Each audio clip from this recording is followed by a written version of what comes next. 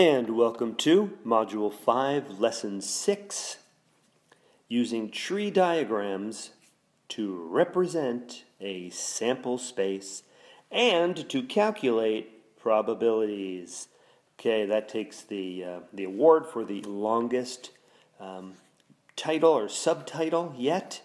Okay, I think a very exciting lesson ahead here.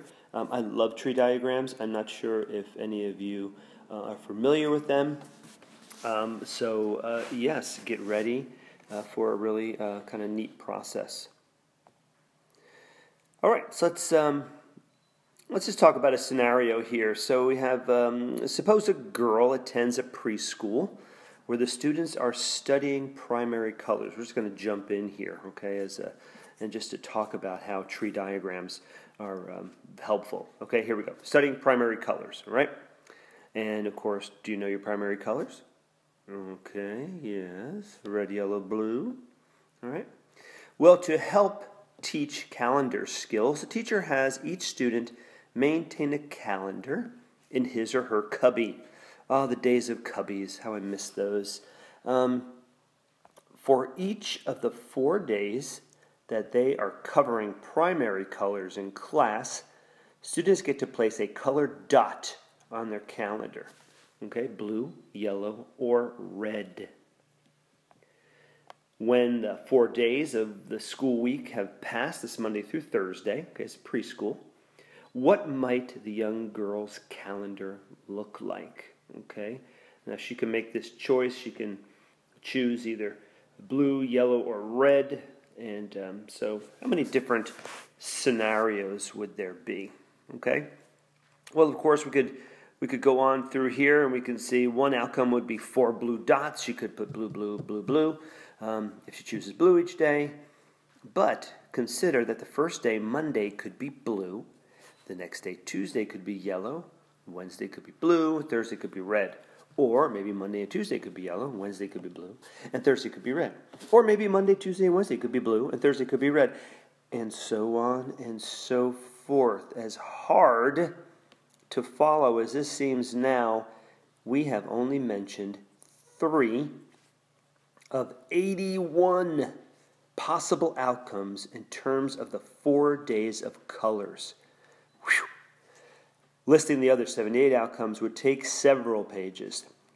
So rather than listing the outcomes in the manner described above, particularly when the situation has multiple stages, and again, that multiple stages is this idea of there's Monday, Tuesday, Wednesday, Thursday. Okay, each one of those would be considered a stage, okay?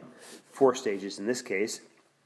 We often use what's called a tree diagram, okay, to display all possible outcomes visually. And you know how important we have come to look at this idea of visual learning, okay, and visual representation. A very, very good way to start. Too often in our math careers, all of us, you the very young and me the middle-aged, we've been taught just to remember things, okay, or taught by voice, verbally. When visually, if you have something to actually put in your memory bank, to see, much more productive. And additionally, when the outcomes of each stage are the result of chance experiment, tree diagrams are helpful for computing probabilities. Okay, so let's just go on here. The tree diagram, and you can write these down if you'd like.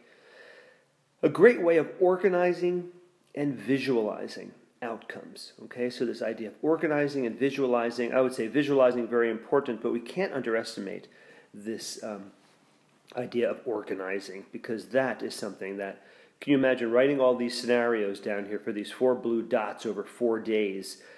What a pain that is. Okay, trying to remember, did I do blue in front of everyone, every possible way to put blue first, and blah, blah, blah, blah, blah. Anyway, organizing and visualizing, and it's especially good when the experiment can be thought of as occurring in stages, okay? And that's what we talked about, stages. And in this case, there are 4 stages, 4 days, okay? All right, and also it helps with the computations of the probabilities, and that is of the different possible outcomes. Okay, yeah, helps with the computations, and you're going to see that coming up. And again, I think this is very exciting, and I hope you enjoy it as much as you see. I do. Okay. All right, so continuing on here, here's our example 1. We're going to use this example actually throughout this lesson, and then it's going to pop its head into lesson 7 as well.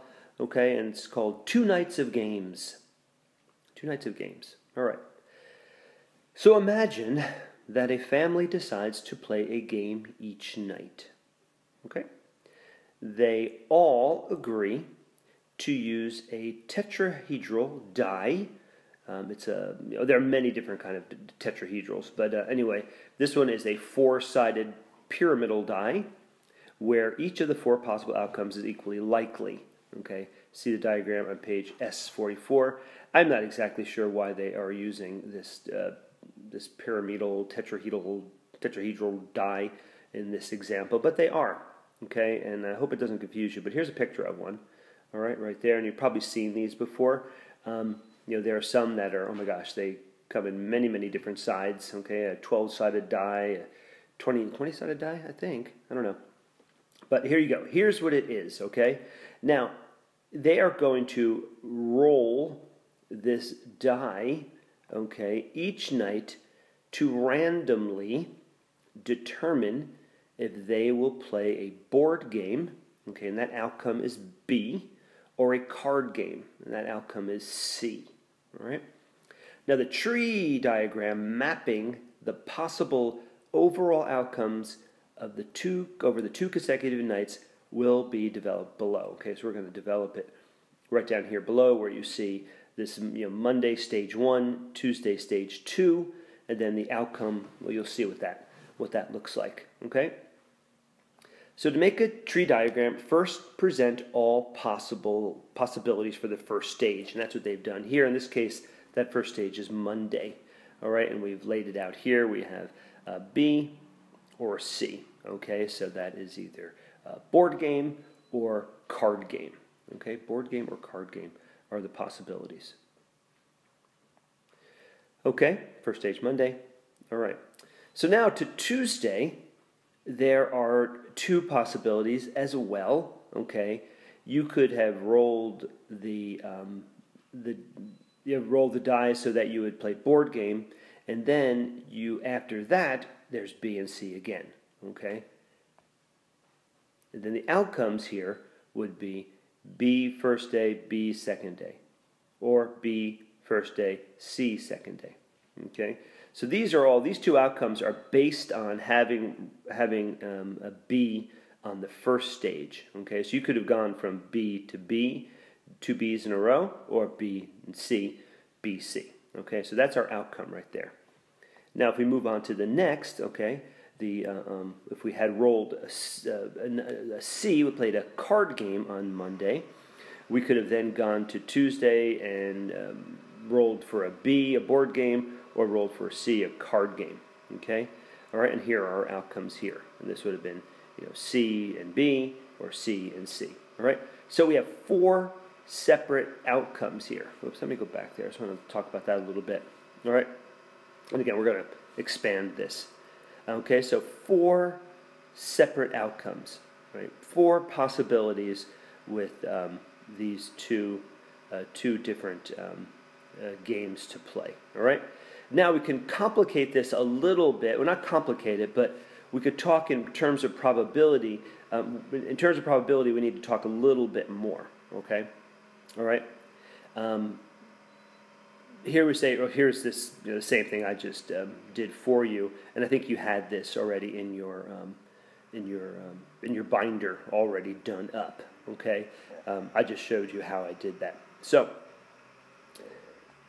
if the situation, this is a note to make, has more than 2 stages, this process will be repeated until all stages have been presented. Okay.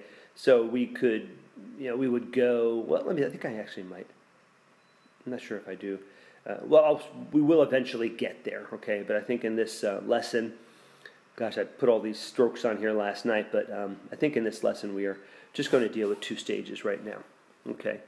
All right, so here, question A, all right? And these are going to look a little elementary here, these questions they're asking. But, again, they like to put everything in context, which is a good idea. Question A asks you this. If BB represents 2 straight nights of board games, what does CB represent? Well, of course, card game on the first night, and then a board game the second night, right? Okay. B would list the outcomes right here. List the outcomes where exactly 1 board game is played over 2 days. How many outcomes were there? So why don't you go ahead and do that? I'm going to pause, take a look at the data up top, looking at the outcomes, okay, and list the outcomes where exactly 1 board game is played over 2 days. Just go ahead and do that. I know it may be really easy, but just do it for me, please.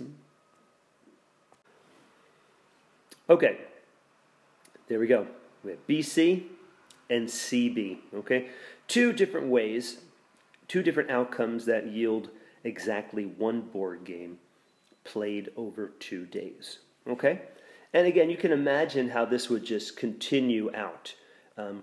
This is only 2 days of the week. We could do Wednesday next. I think we will do that next lesson. We can go here, we go B, and then C, okay? And then again, Wednesday will be Thursday. So here's Thursday, B and C, and then Friday, on and on and on and on, okay? So you can imagine these tree diagrams can grow very, very, very large, okay? And can be kind of difficult to keep track of sometimes.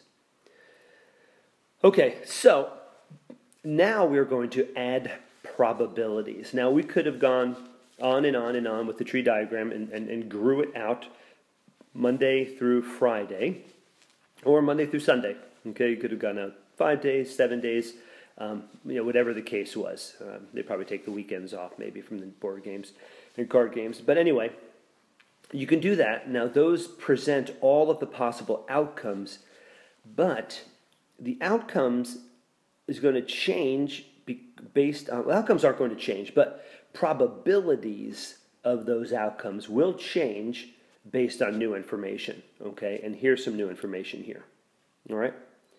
So, in the example above, each night's outcome is a result of a chance experiment, okay? And that's rolling the tetrahedral die, okay?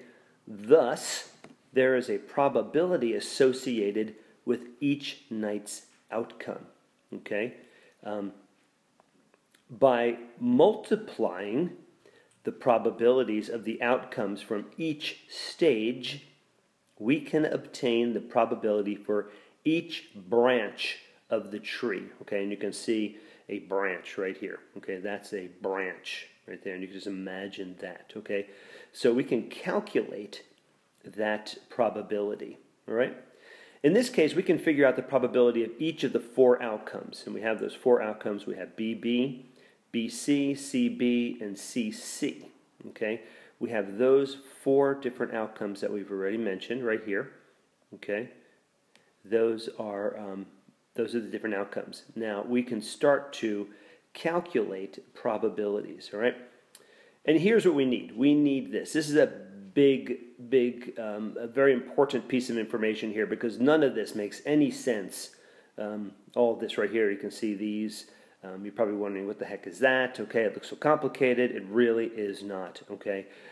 Because I'm going to give you an important piece of information right now. So, for this family, a card game will be played if the die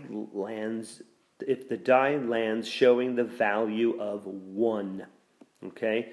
Card game only if the die lands on a value of 1. And a board game will be played if the die lands showing a value of 2, 3, or 4. Okay? 2, 3, or 4. So you can see right away the chances, the probability of a board game being played is a lot greater, okay? So you can see right there, this makes the probability of a board game B on any given night 0.75 or 75%. Now, they don't use percents at all in regards to probability in this lesson. I'll be throwing it in every now and then. And you know, always know and feel very confident you can express probability as a fraction, a decimal, which they're doing here, or a percentage, okay? All right, yeah, because that's 3 out of 4, which equals 0.75 or 75%, because you have 3 right here. 3 out of the 4 numbers are going to give you a board game, okay? Therefore, that's where we get this probability from, okay? And therefore, it makes sense. It just follows that the probability of a card game is going to be 0.25 or 25%, okay? All right, so if we go ahead and do this multiplication they're asking us to do here, we would have 0.75, okay, and that's the first B, times 0.75, the second B, and that will yield an answer of 0.5625, okay? And that's the case where you can roll a B on the first night and then a B on the second night, which is a pretty good chance, and it makes sense that this number here is so high, okay, because the probability of getting a B is pretty darn high. I mean, 75% chance, that's a pretty good chance you're going to get that B, right? You're going to roll that B. And now BC, which is the other one. We have, rolling a B on Monday and then a C on Tuesday here.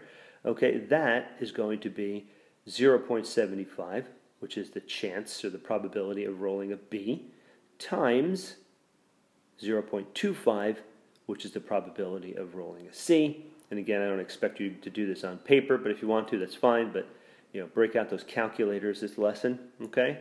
And that, of course, again, just to reiterate that, the chance of a C, a card game being played, is 0.25, okay? Because there's only 1 out of 4 different possibilities that will get you a card game, okay? That's where that 0.25 comes from, right there, okay? And that will yield a 0.1875 or like 18.75% chance, okay? Now, this is less likely, okay, less likely than the other scenario, the BB, which seems like, wow, 2 Bs in a row, that's really great. Well, Bs are pretty easy, okay? So this BC scenario is less likely due to the probability of a 1 being rolled, okay? And that's only 1 out of 4, okay? All right, so this idea of... let's just go back there. I don't want you to do that quite yet. Just wanted to talk to you. I think I do later on. Yeah, I do. But anyway, just to introduce you to this idea of the AND scenario. Okay. Now we have in the past, some lessons in the past, we have added probabilities, and remember that was when it was an OR scenario. Okay. What's the probability of this or that happening, okay? So when you have this or that, either one of those could happen and it would be fine, okay? It would be fine. I mean, you would be happy. And in that case, remember you added those probabilities, okay? Again, we're going to talk more about this as this lesson goes on, so don't think... I just want to introduce it here real quickly because I'm just realizing that we have done some multiplication of probabilities and haven't really talked about this yet.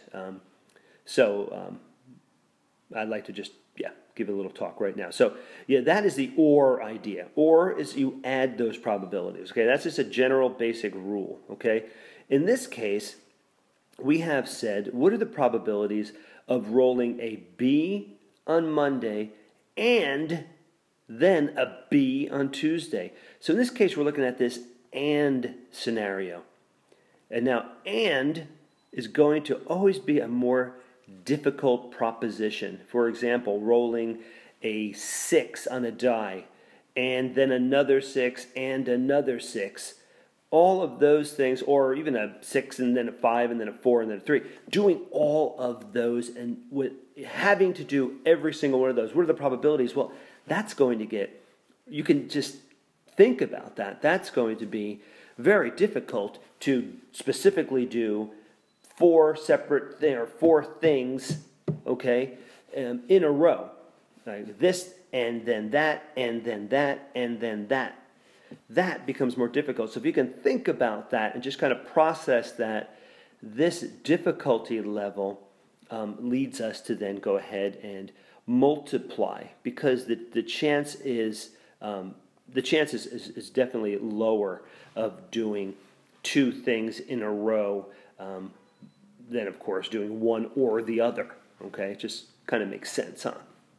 Well, anyway, I hope that didn't confuse you. I will mention this again. Just wanted to let you know those two key words, or gives you the hint to add probabilities, whereas and tells you to multiply those probabilities. Okay?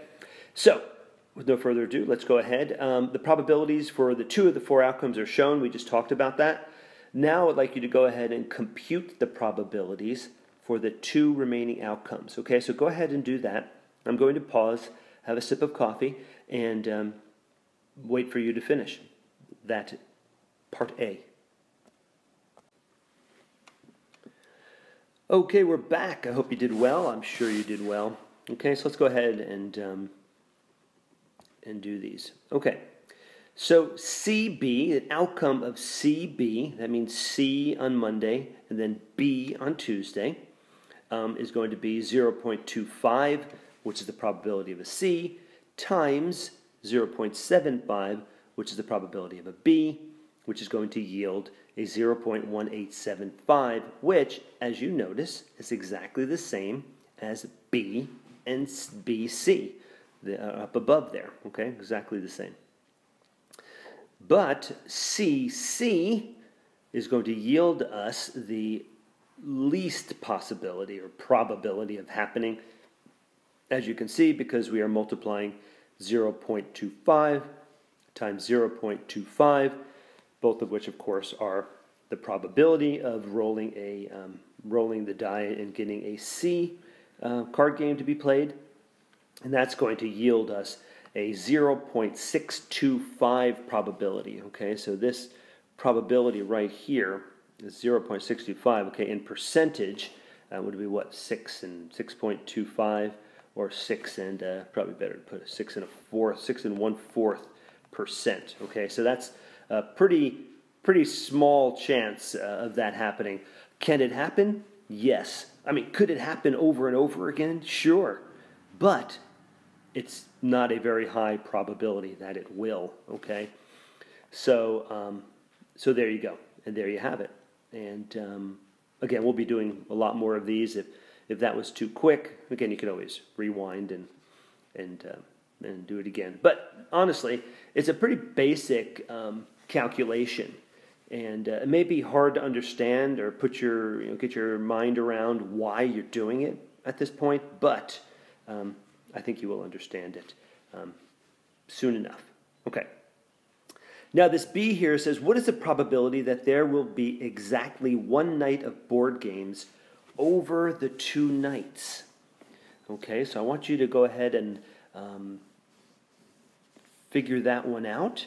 And read it over and over again until it makes sense to you, or a little light bulb goes off in your mind and says, whoa, I know what to do. Okay? So go ahead, try that B, and come on back and we'll check it out. Okay, let's take a look at this B here. Well, if we look at what outcomes will satisfy this idea of exactly one night of board games. Okay, exactly. And those were these two here that I just circled. You might have missed that, but those are here, BC and CB. Okay, so those two fulfilled, the criteria there for letter B. All right. Of course, BB didn't because that's 2 board game nights. And of course, CC didn't because there are no board game nights. All right?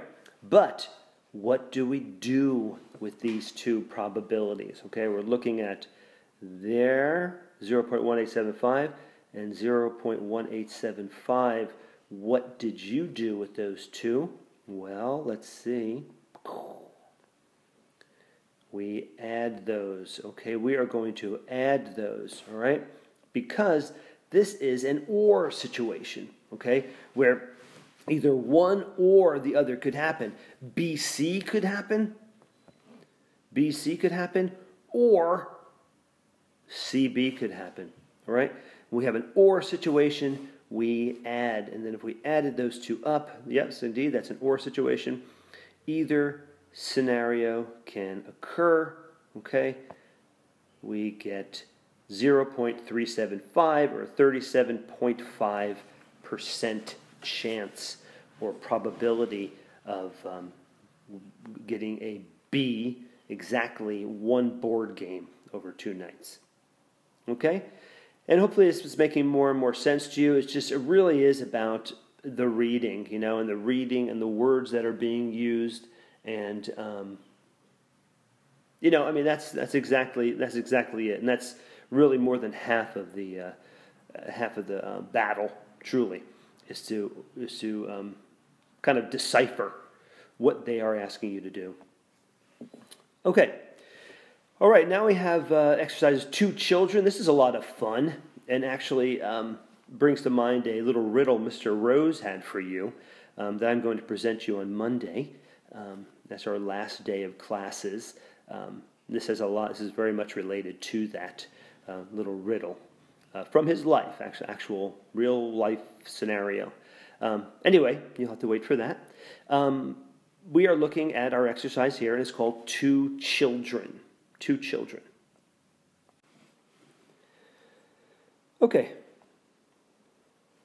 2 friends meet at a grocery store and remark that a neighboring family just welcomed their 2nd child. It turns out that both children in this family are girls, and they are not twins. Okay, very important note. One of the friends is curious about what the chances are of having 2 girls in a family's 2 births. I think that is very interesting. Suppose that for each birth, the probability of a boy birth is 0.5, which is 1/2, which is 50%. And the probability of a girl birth is also 0.5, 1/2, 50%. And in truth, that would be the probability. Pretty much we're 50-50 as a population, males to females. Well, at least here in the United States, where people aren't dying prematurely in such large numbers as is many other places in the world. Men dying, fathers dying in wars, and boy, just be thankful we live here in the USA. That's for sure. Anyway, so a 50-50 chance, boy or girl. Okay, let's just we're going to go ahead and assume that, and that's a very, very safe assumption. So, draw a tree diagram demonstrating the 4 possible birth outcomes for a family with 2 children, no twins. Okay? Use the symbol B for the outcome of boy and G for the outcome of girl. Consider the first birth to be the first stage. Okay, the first stage. All right, so that's that first birth is the first stage, just like Monday was the first stage in that example 1. So if you need to go back there, take a look at it, okay? So I want you to go ahead and do that. I'm going to pause, have a little more coffee, and have you work that out and come on back, and let's take a look at what your tree diagrams look like. Okay, let's see. All right. So I laid it out like this. I have first birth, and I have a B and a G, okay, because there are 2 possibilities, B and G.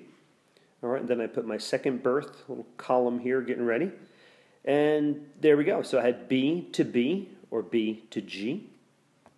And my outcome, therefore, my outcomes, 2 outcomes there. with starting off with a boy, BB, a boy and then another boy, and then a boy and then a girl. Okay, and if I started with a girl, had my first child was a girl, and then I went from G to B, GB, or GG. Okay, so there are 4 different outcomes here. Okay, in terms of having 2 children. Okay, and what gender or sex those children would be. Okay, next page. All right, I'm going to go to the next page. I need to get over to there. And 1 second, let me get over there. I'll be right back. Okay, I guess because I had the question over here on this next page. But anyway, the question here is this number 2. Write in the probabilities of each stage's outcome to the tree diagram you developed above and determine the probabilities for each of the 4 possible birth outcomes for a family with 2 children, no twins. Okay? So I'm going to go back to that prior page and come on back and give you an idea of what I want you to do. And you may understand already. So. Okay, so here we are again back here. Okay, this is where I left off, and hopefully if you didn't have this, I'm quite certain you did. But if you didn't, just go ahead and fix it up. And let me just show you what I mean about that by that question number 2. Okay. Oh no, not next page. Okay. So here we go.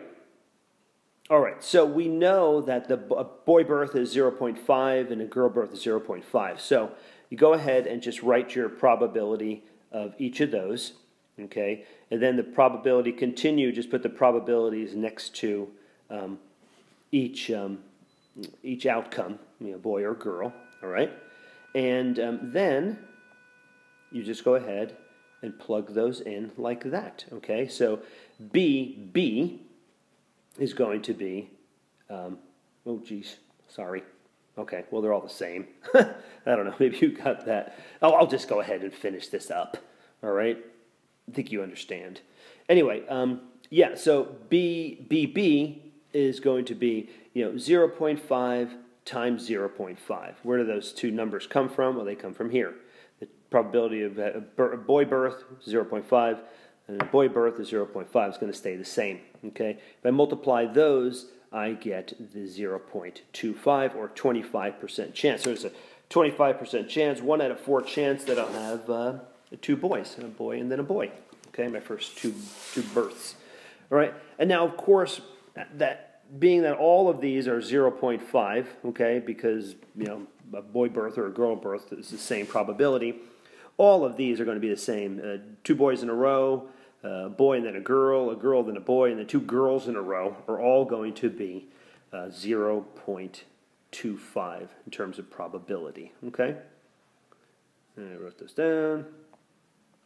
Okay, another thing I wanted to just point out is that you notice that if I add all of these probabilities up here, okay, my 4 different outcomes, 0.25 plus 0.25, I'm going to get 1. Okay, and of course, what does that 1 represent? Well, that represents 100% of all the possible outcomes, right?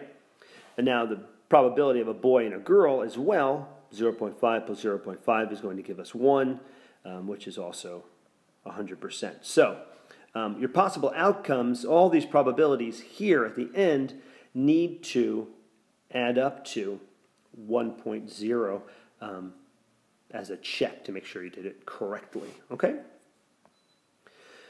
All right, so here we are back here. So here's a question. What is the probability of a family having 2 girls in this situation? All right, and we know that was 0.25 or 25% based on the work we just did. Now, the next question, though, is that greater or less than the probability of having exactly 1 girl in 2 births? Okay, I want you to work that out. See if you can do that, and come on back. Okay, so let's see what you got. All right, so a BG would fulfill this situation, okay, because that's exactly one girl, right there, or one girl. GB would also fulfill this scenario, exactly one girl, okay? So, what do we do with these two probabilities? We know the BG was going to give us 0.25. That's a probability of 0.25. 0.25. Hopefully, you figured it out that this was an or situation, okay? Because either one or the other would have fulfilled this exactly one girl and two births scenario. Okay, oh, I wrote that down. Okay, or situation. So 0.25 plus 0.25 equals 0.5, which is a 50% chance of having one girl in two births. Okay? All right, so hopefully, again, just reading problems and figuring out when to apply the or the and rule when calculating probabilities. Okay, well, hey, we did it. Made it to the end here. Less than 40 minutes. I'm happy. Okay, let's just summarize. Tree diagrams can be used to organize outcomes in the sample space for chance experiments that can be thought of as being performed in multiple stages. Okay, tree diagrams are helpful in multiple stages, and one stage would be absolutely useless to use a tree diagram. Don't need a tree diagram for that. Tree diagrams are also useful for computing probabilities of events with more than one outcome. And you can see how that computation is so easy as you move from, stage to stage to stage. Okay, all you need to do is, again, just work this way. Multiply, get your probability. Okay, you're going to just do, and again, next lesson, we'll talk more about this idea of following branches, okay? You just follow these branches, all these different branches, all right? And, so it's really, really helpful, very, very useful. In fact, tree diagrams are awesome, okay? And I hope you agree. All right, well, good luck with your problem set, and see you in Lesson 7.